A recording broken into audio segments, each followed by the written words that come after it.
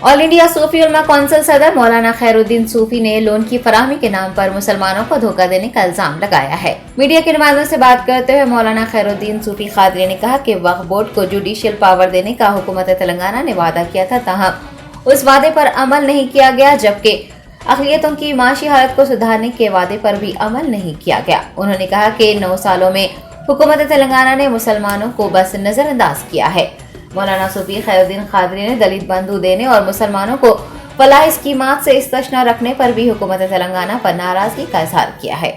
किए गए हैं कि उनको सब्सिडी लोन जो है ना मिलेगा, वो कुछ कारोबार करेंगे, लेकिन हमारी तेलंगाना सरकार ने फिर एक मर्तबा मुसलमानों को धोखा दिया है और ये ऐलान किया गया है कि पहले 50 करोड़ रुपए जारी किए गए, उसके बाद में फिर 70 करोड़ का ऐलान किया गया।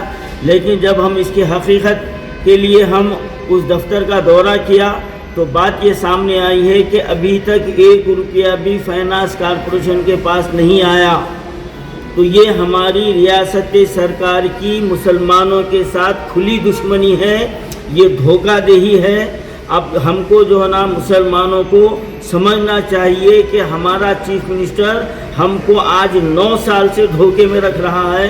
यही चीफ मिनिस्टर ने हमसे ये वादा किया था कि अगर टीआरएस सरकार आएगी तो 3 महीने के अंदर वक्फ बोर्ड को जुडिशनल पावर दूंगा, लेकिन आज तक नहीं दिया गया। और जो है ना मुसलमानों की मईशत को सुधारूंगा, ये उनका वादा था, आज तक नहीं हुआ। और सबसे बड़ी शर्म की बात यह है कि मुसलमानों को ये गौर करना चाहिए कि यादगिर गुट्टे में 1200 करोड़ रुपए मंदिर की तामीर के लिए खर्च किए जाते हैं, लेकिन हमारी मक्का मस्जिद के लिए 200 करोड़ रुपए खर्च नहीं किए जाते। ये कितनी शर्म की बात है। मैं हुकूमत तेलंगाना से सवाल कर रहा हूँ, इन मंदिरों की तामीर में जो हज़ारों करोड़ रुपए आप जो खर्च कर रहे हैं, क्या वो आप अपनी जेब से खर्च कर रहे हैं? ये हमारी मिल्कियत है, हम टैक्स देते हैं और हमको जो ना नज़रअंदाज किया जा रहा है। और दलित बंधु स्कीम के तहत आप जो ना 5 लाख रुपए का ऐलान करें, मुसलमानों के लिए क्या किए आप, क्या किए?